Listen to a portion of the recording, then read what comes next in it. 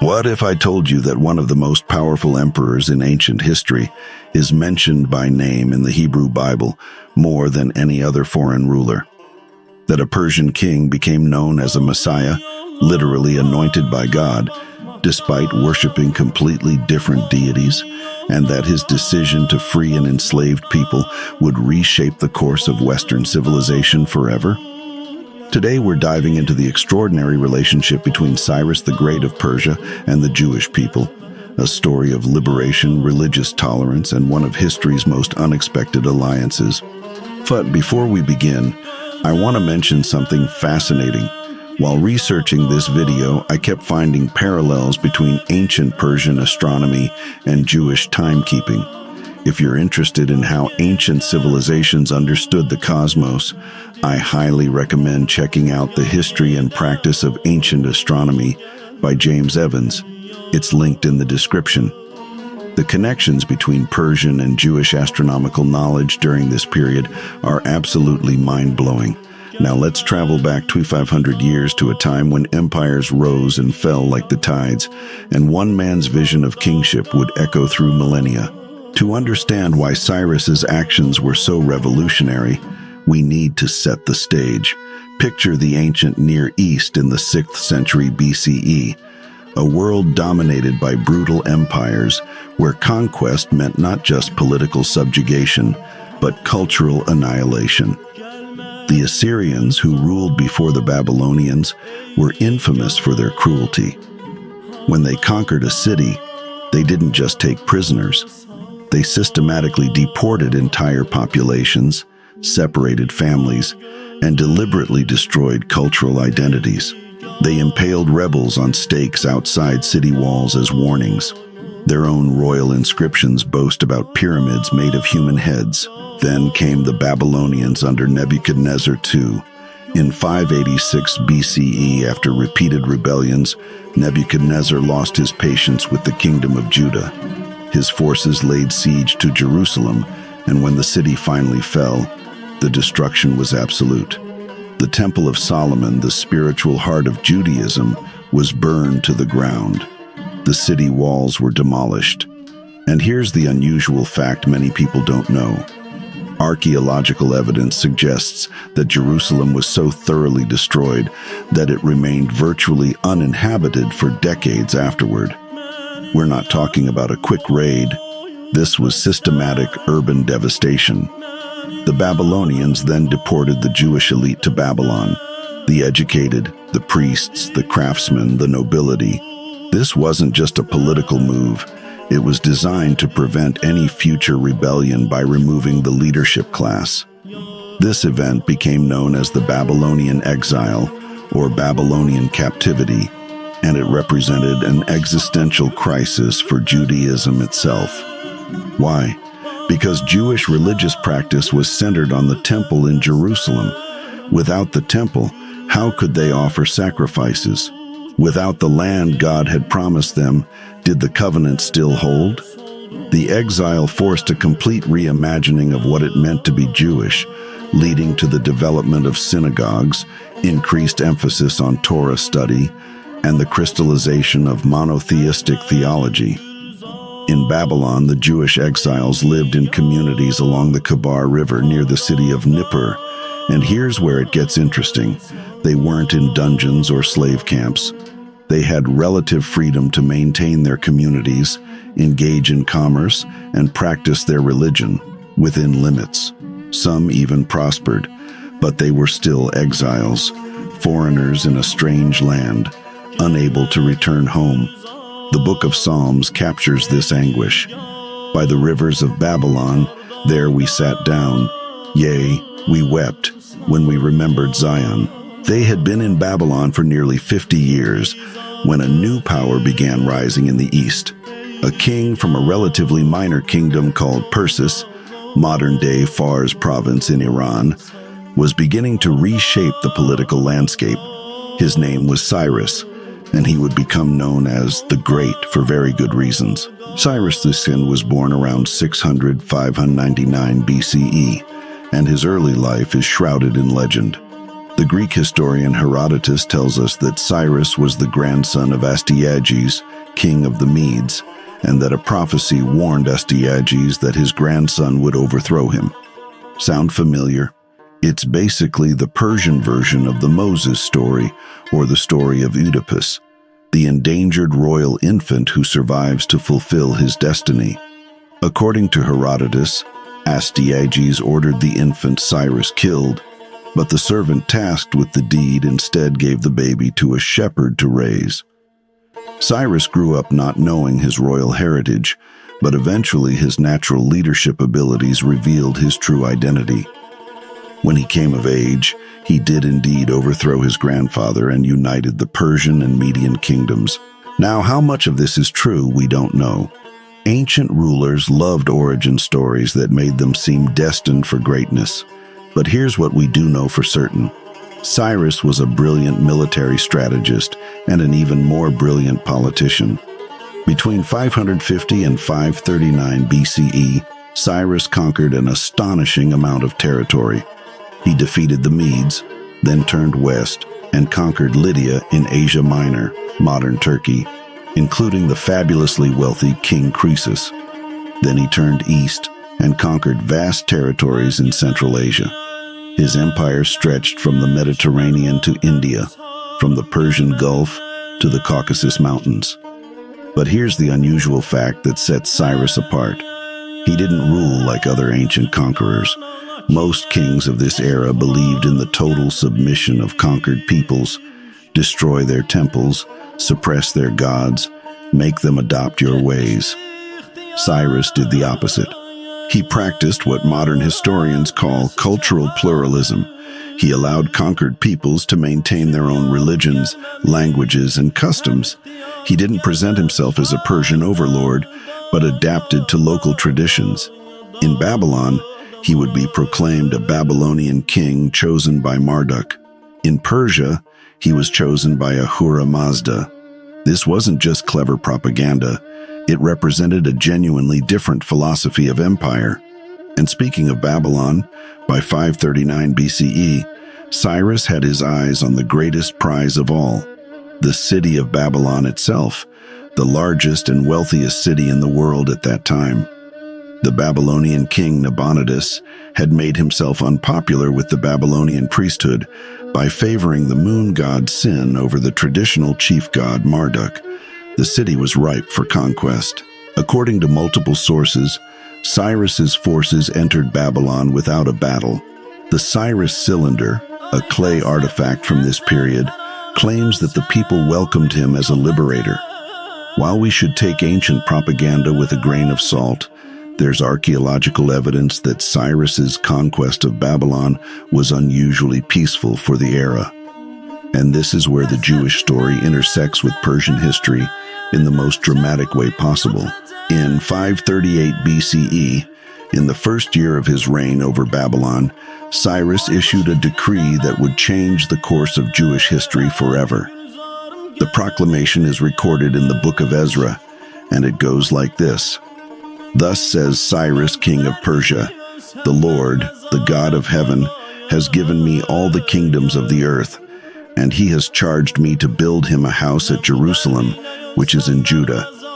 Whoever is among you of all his people, may his God be with him, and let him go up to Jerusalem, which is in Judah, and rebuild the house of the Lord.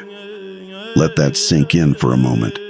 A Persian king, a follower of Zoroastrianism, is declaring that the God of Israel has appointed him to rebuild the Jewish temple. He's not forcing the Jews to stay in Babylon, not demanding they assimilate, not claiming their God as his own. He's actively facilitating their return home and the restoration of their religious center.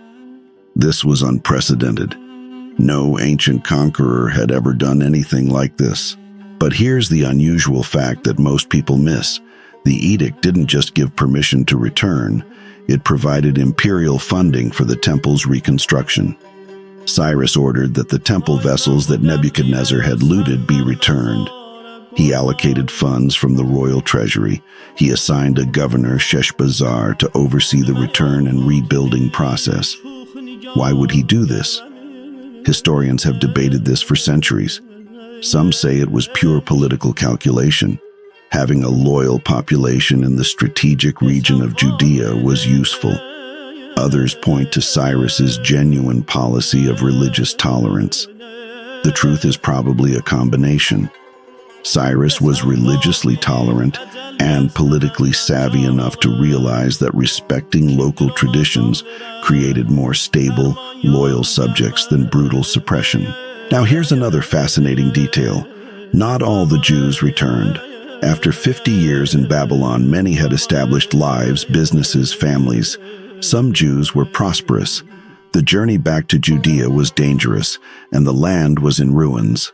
According to Ezra, about 42,000 returned in the first wave, but many more stayed in Babylon and other parts of the Persian Empire. This created the Jewish diaspora, the existence of thriving Jewish communities outside the land of Israel. This diaspora would become a permanent feature of Jewish life and would have profound implications for the spread of Judaism and later Christianity and Islam. Those who did return faced enormous challenges. Jerusalem was a ruin. The surrounding peoples who had moved into the area during the exile were hostile. The work of rebuilding the temple proceeded in fits and starts, hampered by opposition, lack of resources, and the sheer magnitude of the task. But they persisted, and by 516 BCE, about 20 years after the first returns, the second temple was complete. It wasn't as grand as Solomon's temple, and the older returnees who remembered the first temple wept when they saw how modest this new structure was. But it was rebuilt. The center of Jewish worship was restored, and none of it would have been possible without Cyrus. Here's where that astronomy book I mentioned earlier becomes relevant. James Evans's The History and Practice of Ancient Astronomy discusses how the Babylonians had the most advanced astronomical knowledge in the ancient world. They could predict eclipses, tracked planetary movements with remarkable accuracy, and developed the zodiac. During the exile, Jewish scholars were exposed to this knowledge. When they returned to Judea, they brought this astronomical wisdom with them, which influenced the Jewish calendar and the calculation of religious festivals. The intellectual cross-pollination during this period was extraordinary. Now we come to the most remarkable aspect of this story. In the Hebrew Bible, Cyrus is called something that no other foreigner, no other Gentile, is ever called. In the book of Isaiah, God speaks of Cyrus and says, "Thus says the Lord to his anointed, to Cyrus, whose right hand I have grasped, to subdue nations before him." The Hebrew word there is Mashiach, Messiah. It literally means anointed one. Cyrus, a Persian polytheist, is called God's Messiah in the Jewish scriptures. This is absolutely extraordinary. The term Messiah was typically reserved for Jewish kings and priests, people within the covenant community. To apply it to a foreign king was revolutionary. It meant that God's plans for Israel could work through anyone, even a pagan king. It meant that God's sovereignty extended beyond Israel to all nations. It represented a dramatic expansion of Jewish theological thinking. Some scholars believe that parts of Isaiah were actually written during or after the exile, specifically in response to Cyrus's actions. The prophet was trying to make sense of how a foreign king could be the agent of Jewish redemption. The answer: God works through whom God chooses, regardless of their background or beliefs. This theological development would have lasting implications. The idea that God could work through Gentiles, that righteousness wasn't limited to ethnic Jews, would later become a foundational concept in Christianity. You can draw a direct line from Isaiah's declaration about Cyrus to Paul's mission to the Gentiles. But here's an unusual fact that often gets overlooked. Cyrus probably had no idea he was considered a Messiah by the Jews. There's no evidence he ever read the book of Isaiah or knew about his exalted status in Jewish theology. He was pursuing his own religious and political vision, one that happened to align with Jewish hopes for restoration. From Cyrus's perspective, he was simply being consistent. The Cyrus Cylinder, discovered in 1879, describes his general policy. I returned the images of the gods to the sacred centers. I collected all their inhabitants and returned them to their settlements. He restored temples and deities throughout his empire. The Jewish return was part of a broader policy, but for the Jews, it was everything. Cyrus became a figure of hope and deliverance. Even after his death in 530 BCE, according to Herodotus, he died fighting on his eastern frontier. His memory remained golden in Jewish tradition. The Jewish historian Josephus, writing in the 1st century CE, describes how Cyrus was shown the prophecies of Isaiah and was moved to fulfill them. Whether or not this happened historically, it shows how deeply Cyrus was integrated into Jewish historical memory. In Jewish tradition, Cyrus is remembered alongside Moses and David, not as one of their own, but as a righteous Gentile whose actions were aligned with God's will. That's remarkable company for a foreign king. The impact of Cyrus's actions rippled through history in ways he could never have imagined. First, without the return from exile and the rebuilding of the temple, Judaism as we know it might not have survived. The exile had already forced major adaptations: synagogues, an emphasis on Torah over temple sacrifice, a more portable form of religious practice. But the restoration of the temple provided a physical and spiritual center that anchored Jewish identity for another 500 years, until the Romans destroyed it in 70 CE. Second, the literature produced during and after the exile, much of which was edited and compiled during the Persian period, became the foundation of the Hebrew Bible. Books like Daniel, Ezra, Nehemiah, and parts of Isaiah and Jeremiah all emerged from or were shaped by the exile experience and the return. Without Cyrus's edict, this literary flowering might never have occurred. Third, the Jewish diaspora that began during this period became a permanent feature of Jewish life. Communities in Babylon, Persia, Egypt, and later throughout the Roman Empire maintained their Jewish identity while adapting to local cultures.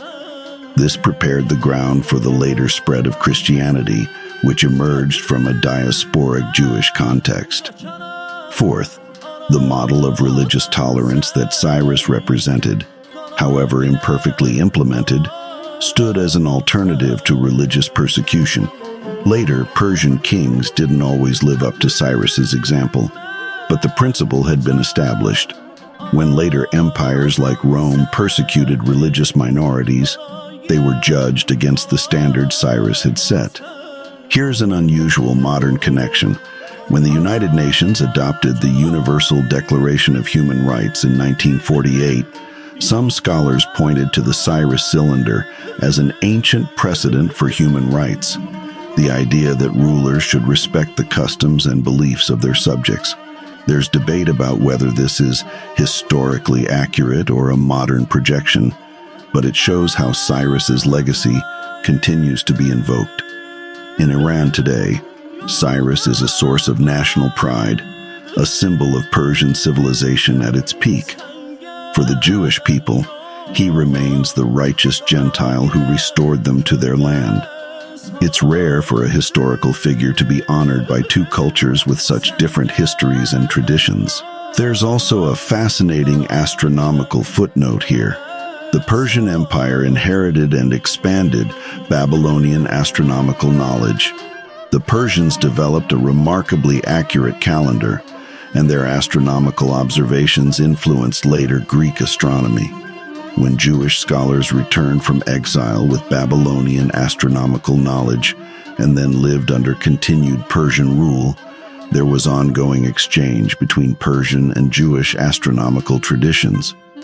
If you want to understand how ancient peoples tracked time and understood celestial movements, that astronomy book I mentioned, The History and Practice of Ancient Astronomy, provides incredible detail about these ancient systems and how they influenced each other. So what do we make of Cyrus the Great? He was undoubtedly a conqueror. He built an empire through military force. But he was also something different, a ruler who understood that lasting power comes not just from the sword, but from winning hearts and minds.